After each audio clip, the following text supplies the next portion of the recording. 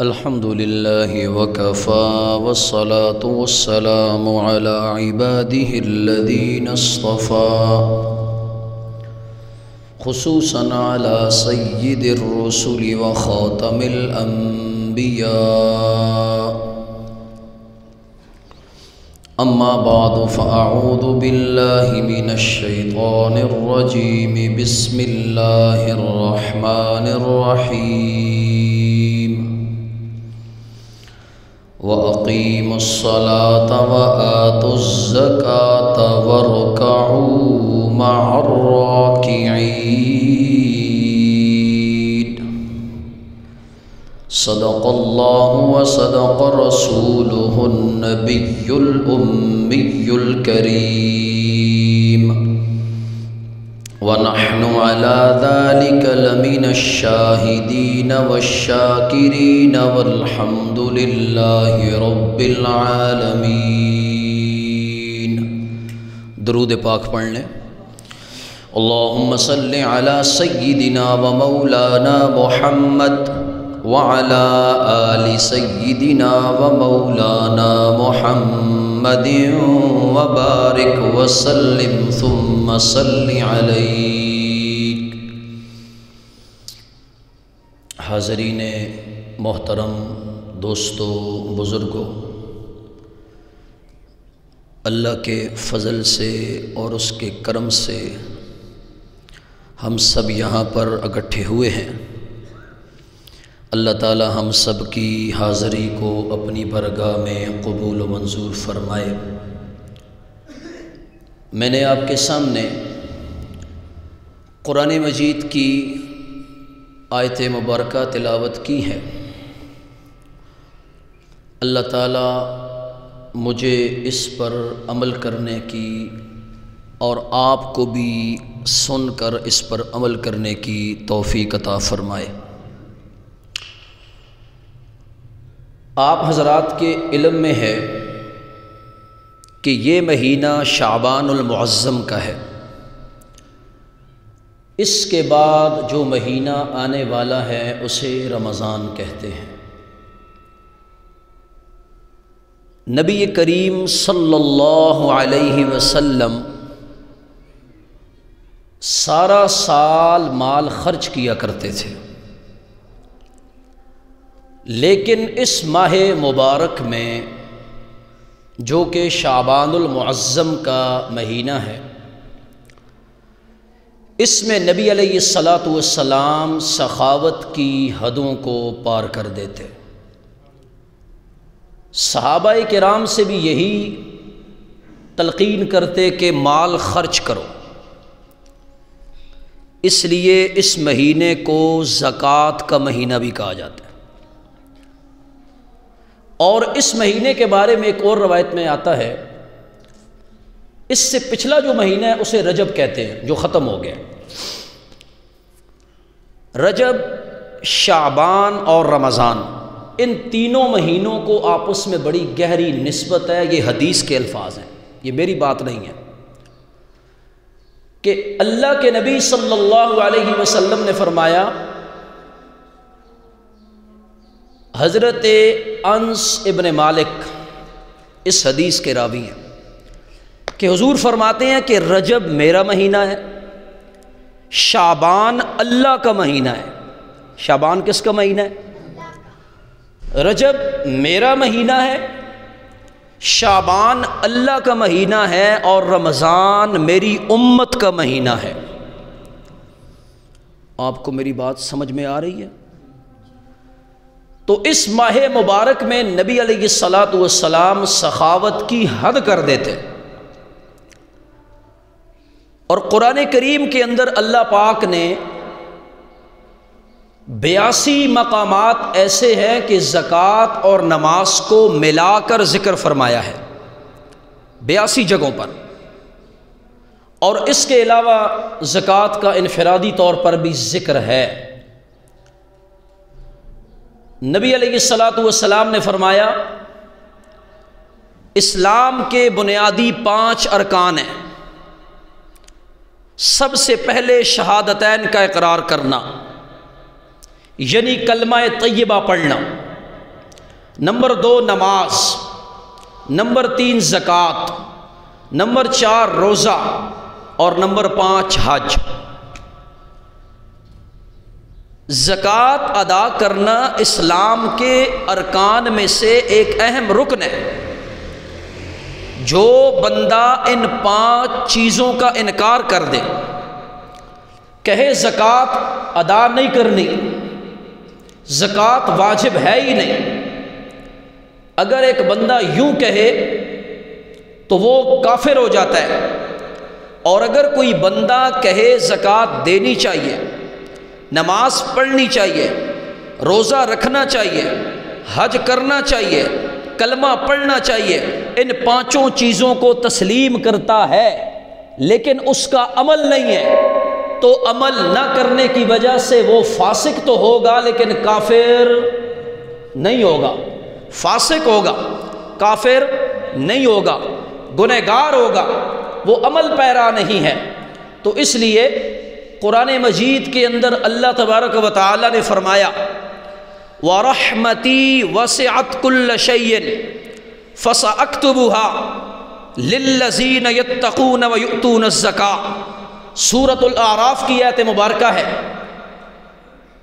اللہ نے فرمایا میری رحمت اتنی عام ہے، ہر چیز کو محیط ہے، میں محیط علم کے ساتھ حاضر اور ناظر ہوں، میرے علم کا احاطہ بہت زیادہ ہے، میں اس رحمت کو ان لوگوں کے لیے خاص کر لکھوں گا جو مجھ سے ڈرتے بھی ہیں اور اپنے مالوں کی زکوٰۃ نکالتے ہیں۔ تو اللہ پاک نے ان لوگوں کو خاص کر لیا کہ جو اللہ سے ڈرتے ہیں اور اپنے مالوں سے کیا کرتے ہیں؟ زکوٰۃ نکالتے ہیں۔ کیا کرتے ہیں؟ جی، تو زکوٰۃ نکالنی چاہیے نا، کیا خیال ہے؟ یہ آگے چل کر میں بتاؤں گا، آپ زیادہ پریشان نہ ہوں، یہ غریبوں پر نہیں ہوتی، جو امیر ہوتا ہے اسی پر ہوتی ہے، اس کو دینی پڑتی ہے، غریبوں نے صرف لینی ہے، انہوں نے دینی نہیں ہے۔ تو مقصد یہ ہے بات کرنے کا، اس آیت مبارکہ میں اللہ نے اپنی رحمت کے ساتھ ان لوگوں کو کیا کر لیا؟ خاص کر لیا۔ نبی علیہ الصلاۃ والسلام کے انتقال کے بعد کچھ قبائل نے زکوٰۃ دینے سے انکار کیا۔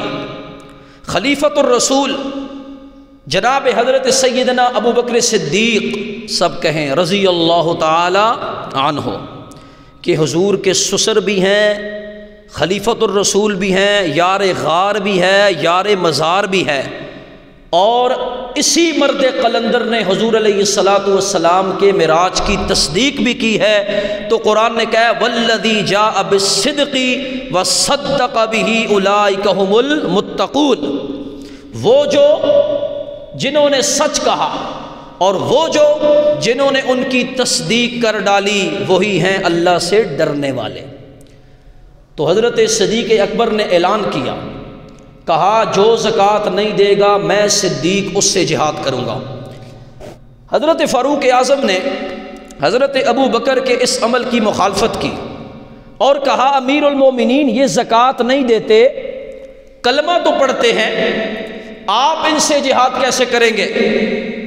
حضرت ابو بکر نے کہا مجھے رب کعبہ کی قسم، ہم سب نماز پڑھتے ہیں نا نماز، ہم سب، نماز بدن کا حق ہے، نماز بدن کے لیے ضروری ہے، جیسے نماز بدن کا حق ہوتی ہے اس طرح زکوٰۃ مال کا حق ہوتی ہے۔ خلیفۃ الرسول جناب ابو بکر صدیق نے کہا حضرت فاروق اعظم کو کان کی کھڑکیاں کھول کے سن لو، میرے نبی کے زمانے میں یہ لوگ زکوٰۃ فنڈ میں جو اونٹ کی ایک رسی دیا کرتے تھے، اگر اس رسی کے دینے سے انکار کریں گے تو ان کا فیصلہ ابو بکر کی زبان نہیں ابو بکر کی تلوار کرے گی۔ اعلان کر دیا، کہا میں ان سے جہاد کروں گا۔ نبی پاک کی ہر بات کو آگے سب سے پہلے پہنچایا تو کس نے؟ حضرت ابو بکر نے۔ آج اگر حضرت ابو بکر سے کوئی دشمنی کر کے بیٹھا ہوا ہے یا حضرت ابو بکر کے ایمان کو نہیں مانتا تو اس کا اپنا نقصان ہے۔ ہم تو قرآن و حدیث کی روشنی میں حضرت ابو بکر پر بھی ایمان رکھتے ہیں اور حضرت علی کو بھی اپنے ماتھے کا جھرمٹ سمجھتے ہیں۔ ہم نے تو کبھی یہ نہیں کہا کہ کسی میں تفریق کی جائے۔ صحابہ کرام کا اپنا مقام تھا، اپنا مقام ہے اور اپنا مقام رہے گا انشاءاللہ، اور ہم ان سے محبت کرتے رہیں گے انشاءاللہ۔ تو حضرت ابو بکر نے یہ اعلان کر دیا کہ میں ان سے کیا کروں گا؟ جہاد کروں گا۔ حدیث مبارکہ میں آتا ہے اللہ کے نبی فرما رہے ہیں زکوٰۃ ادا کر کے اپنے مال کو محفوظ بناؤ۔ کہاں تشریف فرما ہے؟ بیت اللہ کے اندر حتیم میں نبی پاک تشریف فرما ہے، وہاں پر آپ نے یہ اعلان کیا، کہا اپنے مالوں کی زکوٰۃ نکالو، تمہارا مال محفوظ بھی ہوگا، تمہارا مال پاک بھی ہوگا۔ وہاں پر ایک شخص آیا، اس نے تذکرہ کیا، اس نے کہا یا رسول اللہ کچھ لوگوں کا نقصان ہو گیا ہے، سمندر کی موجوں نے ان کے مال کو ضائع کر کے رکھ دیا ہے۔ میرے نبی نے کہا سمندر ہو جنگل ہو، جب بھی مال ضائع ہوتا ہے وہ زکوٰۃ ادا نہ کرنے کی صورت میں ہوتا ہے، اس لیے تم لوگ زکوٰۃ ادا کرو، اپنے مال کو محفوظ بناؤ۔ وہ صحابی وہاں سے نکلے، بات چلتے چلتے ایک نصرانی کے کانوں میں پڑ گئی، مذہب کا نصرانی ہے، عیسائی ہے، مسلمان نہیں ہے۔ اس کو جب پتہ چلا مسلمانوں کے نبی نے یہ کہا، اس نے تجربے کے لیے یہ اعلان کر دیا کہ میں سال کے سال کو زکوٰۃ نکالا کروں گا۔ چنانچہ اس نے اپنے وکیل سے کہا میرا اونٹ تجارتی قافلے کے ساتھ روانہ کر دو۔ اس کا وکیل اس کے اونٹ کو لے کر تجارتی قافلے میں چل پڑا۔ اسے خبر ملی کہ آپ کا مال لٹ چکا ہے، تجارتی قافلے کا نقصان ہو گیا۔ اس نے کہا اعاذ باللہ مسلمانوں کے نبی نے جھوٹ بولا، میں لڑائی کرنے کے لیے جاؤں گا۔ اپنے ساتھیوں کو ساتھ لیا، چل پڑا۔ آدھے راستے میں تھا کہ اس کے وکیل نے اسے خط لکھا، آپ کو گھبرانے کی ضرورت نہیں، جس اونٹ پر آپ کا مال لادا ہوا تھا وہ اونٹ پاؤں سے تھوڑا سا معذور ہے، وہ لنگڑا ہے، وہ آگے نہیں بڑھ سکا، باقی سارا قافلہ لٹ چکا ہے، آپ کا مال محفوظ ہے۔ وہ نصرانی خوش ہوا، اس کے چہرے پہ مسکراہٹ آئی۔ اس نے درباریوں سے کہا تلوار میں نے بھی پھینک دی ہے، تلواریں تم بھی پھینک دو۔ ان سب نے تلواروں کو پھینک دیا، اس کے چہرے پہ خوشی آ گئی، تلواریں پھینکی، پھر آگے چلنے لگ گیا۔ اس کے درباریوں نے کہا حاکم اب تو بات واضح ہو گئی ہے کہ آپ کا مال محفوظ ہے، آپ کا اونٹ محفوظ ہے، باقی قافلہ لٹ گیا ہے، اب آگے جانے کا مقصد کیا ہے؟ توجہ سے سنیے گا۔ اس نے کہا اب بھی تو اصل مقصد ہے آگے جانے کا۔ اس نے سب درباریوں سے کہا چلو۔ دوڑتا ہوا دربار رسالت میں جاتا ہے اور نبی پاک کے ہاتھ میں ہاتھ رکھ کے کلمہ پڑھتا ہے اور مسلمان ہو جاتا ہے۔ اللہ نے اس کے مال کو بھی بچایا اور اس کو جہنم کی آگ سے بھی، بولو، اس کا مال بھی بچ گیا، جہنم کی آگ سے وہ خود بچ گیا۔ نبی پاک کے اس ارشاد کا اس نے تجربہ کیا، تجربے میں کامیاب رہا، مسلمان نہیں تھا، مسلمان ہو گیا۔ تو اس لیے مسلمانوں تم ذرا غور اور فکر کرو، غیر مسلم بھی میرے نبی کی باتوں کا تجربہ کیا کرتے تھے۔ صحابہ کرام کی محفل لگی ہے، اللہ کے نبی صلی اللہ علیہ وسلم تشریف فرما ہیں، صحابہ کرام کو تربیت کر رہے ہیں کہ جب بھی قضائے حاجت کے لیے جاؤ، جب بیٹھو تو اپنا بایاں ہاتھ یوں گردن پہ رکھ لو۔ توجہ سے سننا ہے۔ بات چلتے چلتے ایک یہودی کے کانوں میں پڑ گئی۔ پہلے جس نے تجربہ کیا وہ عیسائی ہے، اب یہ یہودی ہے، اس کے کانوں میں یہ بات پڑ گئی کہ اللہ کے نبی صحابہ کو یہ تربیت کر رہے ہیں، اور صحابہ کے دل تو شفاف آئینے تھے، صاف اور ستھرے شیشوں کی طرح۔ شیشے میں ذرا سا داغ آ جائے ہم لوگ اس پہ کچھ نہ کچھ سپرے لگا کے اسے صاف کر لیتے ہیں، لیکن جب دل میں داغ آ جائے تو اس کا صاف ہونا اتنا آسان نہیں ہوتا۔ قرآن کہتا ہے کلا بل ران علی قلوبہم، دل زنگ آلود ہو جاتا ہے۔ جب ایک انسان گناہ کرتا ہے تو اس کے دل میں ایک سیاہ دبا لگ جاتا ہے، اور جب وہ سچے دل سے توبہ کر لیتا ہے تو اللہ تعالیٰ اس کے گناہ کو معاف بھی کرتے ہیں اور اس کے نشان کو بھی مٹا کے رکھ دیتے ہیں۔ تو صحابہ کرام کا کیا عمل تھا؟ ہم لوگوں میں تو وہ چیز خیر بالکل ہوگی ہی نہیں، اگر آ جائے ہمارے اندر بھی وہ چیز تو یقین کریں یہ جو آئے روز زلزلے آ رہے ہیں، آج صبح بھی زلزلہ آیا بڑا شدید، جو حضرات فجر کی نماز کے لیے اٹھے ہوئے تھے ان کو تو پتہ چلا ہوگا۔ اس لیے اللہ کے عذاب سے ڈرنا چاہیے۔ تو صحابہ کرام کا عمل کیا تھا جی؟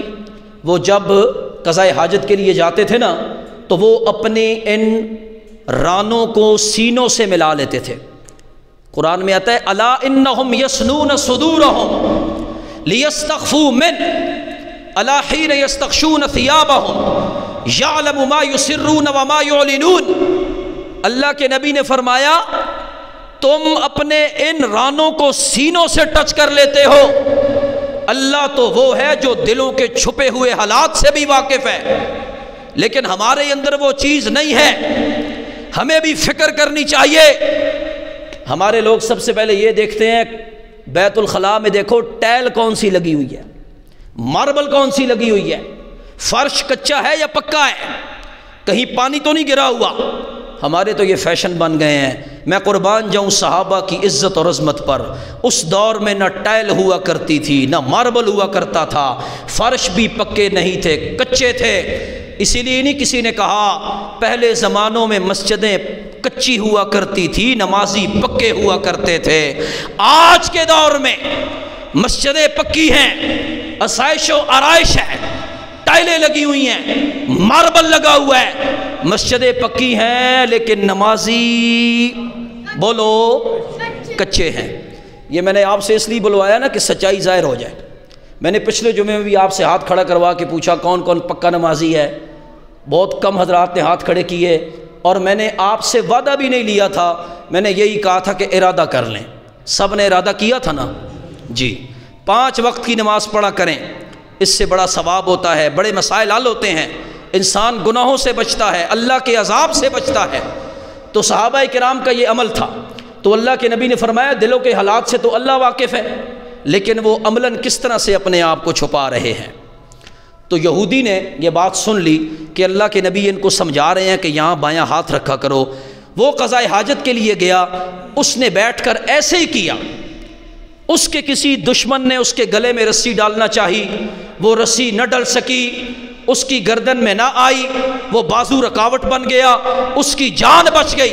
اس کے دل میں خیال آیا کہ اللہ کا نبی جھوٹ نہیں بول سکتا، فوراً دربار رسالت میں جاتا ہے اور کلمہ پڑھ کے مسلمان ہو جاتا ہے۔ پہلے تجربہ کرنے والا عیسائی، دوسرا تجربہ کرنے والا یہودی، قرآن کی صورت میں قرآن کی تشریح کے مطابق ابھی جو ہم قرآن پڑھتے ہیں، جو مسلمان ہو گئے تھے وہ تو چلو ہو گئے، اہل کتاب میں سے ہوں وہ تو مسلمان ہو گئے، ان کی بخشش ہے۔ جنہوں نے حضرت عیسیٰ پر سچا ایمان لایا، حضرت موسیٰ پر سچا ایمان لایا، رد و بدل بیچ میں نہیں کی، قرآن کہتا ہے ان کی بخشش ہے۔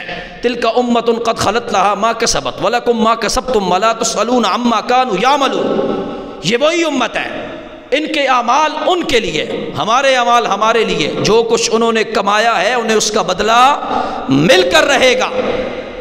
تو قرآن میں اللہ کیا فرماتے ہیں؟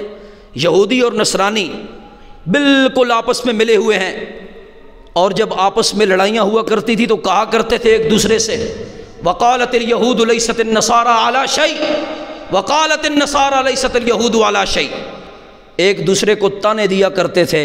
جب آپس میں لڑ پڑے، یہودیوں نے عیسائیوں سے کہا تم کسی کام کے نہیں ہو، انہوں نے جواب میں کہا اگر ہم کسی کام کے نہیں ہیں تو پھر تم بھی کسی کام کے نہیں ہو، دونوں ایک ہی بیل کے چور ہیں۔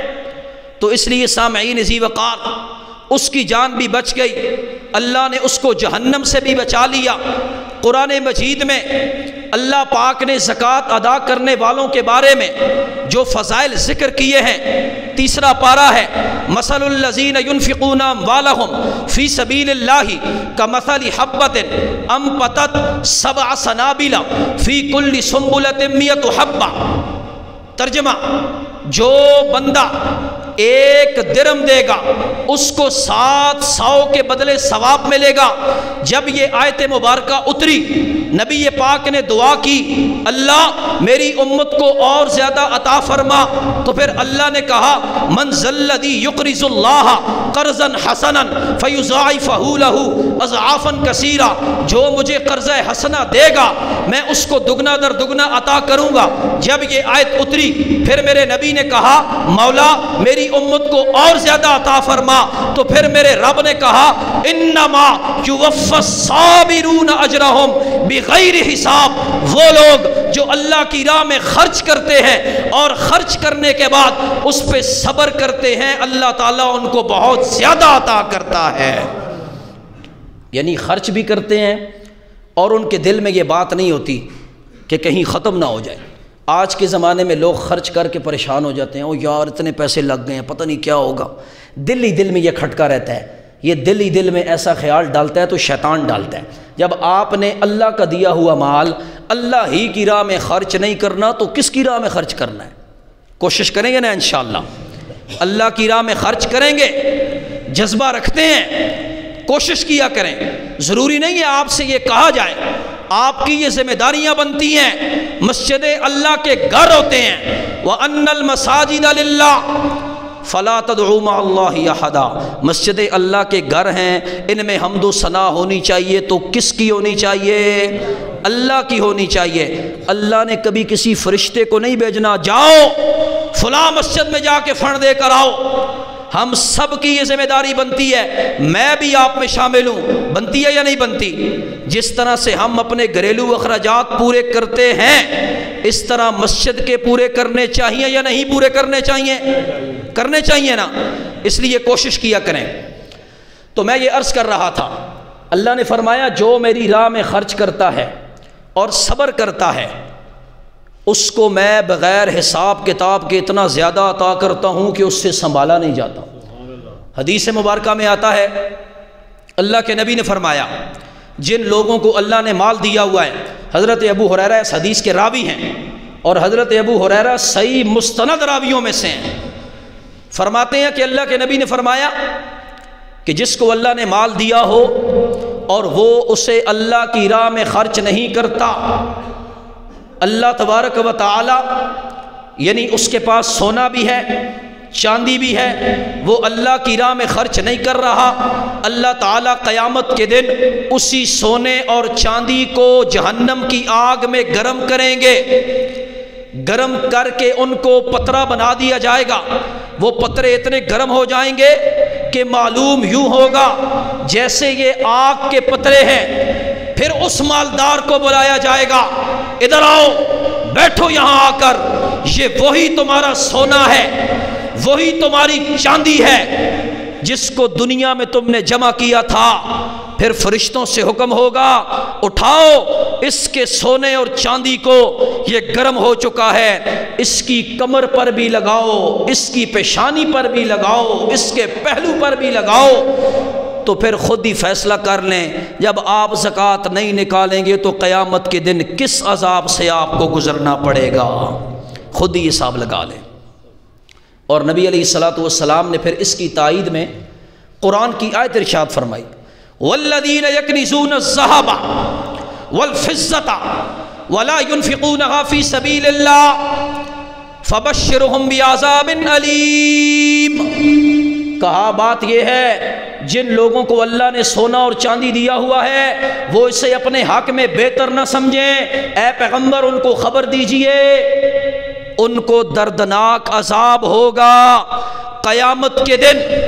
ان کے اسی مال کو، دوسری حدیث سنیے، حضرت ابو ہریرہ اس حدیث کے راوی ہیں، اللہ کے نبی نے فرمایا ان مالداروں کے اس مال کو قیامت کے دن ایک ایسا سانپ بنایا جائے گا، وہ سانپ اتنا زہریلا ہوگا اس کے سر کے بال اڑ جائیں گے، اس کے ناخن لوہے کے ہوں گے، اس کی آنکھوں کے درمیان 2 سیاہ نقطے ہوں گے۔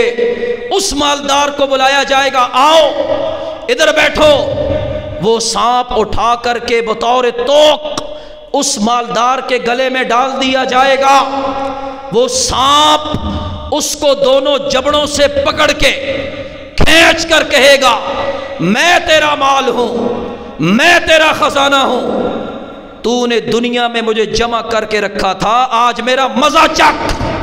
اس لیے سامعین ذی وقار ارادہ کر لیں، وہ مالدار جن کے پاس مال ہے کہ سالانہ زکوٰۃ نکالا کریں گے انشاءاللہ۔ جس طرح نماز بدن کا حق ہے اس طرح زکوٰۃ مال کا حق ہے، سارے نکالیں گے نا انشاءاللہ؟ سب کی آواز نہیں آ رہی جی؟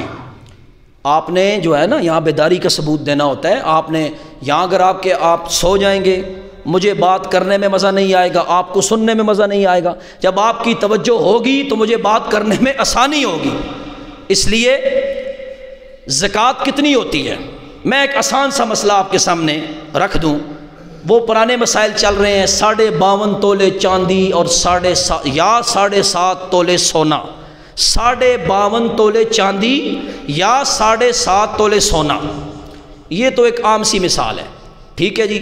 اور آج کے حساب سے سونے کی قیمت آسمانوں کو چھو رہی ہے، ہر چیز مہنگی ہے، صرف سونا ہی مہنگا نہیں ہے، ہر چیز مہنگی ہے۔ یہ جو مہنگائی کا طوفان ہے، غریب شور مچا رہا ہے، ہر چیز مہنگی ہے۔ یہ کیوں ہے؟ اللہ کے نبی نے فرمایا جب تم زکوٰۃ ادا نہیں کرو گے تو تم پر عذاب آئیں گے، قحط سالی پڑ جائے گی، غربت ہو جائے گی، مہنگائیاں ہو جائیں گی۔ آسان سا مسئلہ سمجھ لیں، 1 لاکھ روپے کے ساتھ 2500 کتنا ہوتا ہے؟ 2500 کی کیا ویلیو ہے؟ 1 لاکھ روپے کی دتھی آپ نے رکھی، اس میں سے 2000 کے نوٹ اور ایک 500 کا نکال لیا تو کیا ہو جائے گا؟ کوئی فرق پڑ جائے گا؟ کوئی فرق نہیں پڑنے والا۔ لاکھ روپے کے ساتھ 2500، 2 لاکھ کے ساتھ 5000، پر جتنا بھی ہو حساب لگا لو۔ فقہ کے مسائل ہیں، مزید آپ سنتے رہتے ہیں، انٹرنیٹ کا زمانہ ہے، آپ پڑھتے رہتے ہیں، تو کوئی اتنی مشکل بات ہے نہیں ہے۔ لیکن پھر بھی میں یہ بات کہہ رہا ہوں، مجمع میں سے اگر کسی کو سمجھ نہ آئی ہو، نماز کے بعد مجھ سے پوچھ سکتا ہے، انشاءاللہ میں اسے مطمئن کروں گا، یہ میری ذمہ داری بنتی ہے، میں اسے مطمئن کروں گا انشاءاللہ۔ تو دیکھیں، اس کی مثال میں نے پہلے بھی دی تھی، اب بھی دے رہا ہوں۔ آپ نے ایک بڑا سا ڈرم رکھا، اس کو پانی سے بھر لیا، اگر اس میں سے ایک لوٹا نکال لیا تو کیا فرق پڑ جائے گا؟ کوئی فرق نہیں پڑنے والا۔